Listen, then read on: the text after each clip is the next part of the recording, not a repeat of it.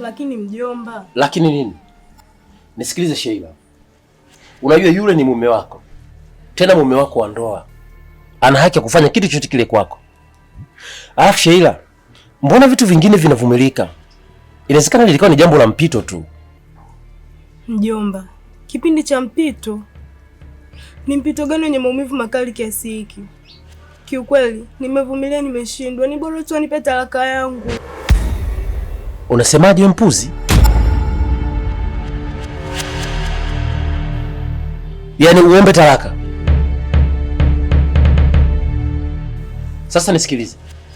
Kama utaamua kufanya upuzi wa kuomba talaka, basi utafute pa kwenda. Hapa nyumbani kwangu usikanyage tena. Mpuzi wewe.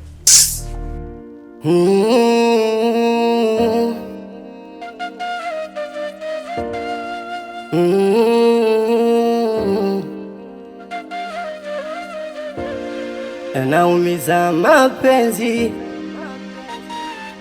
Oh.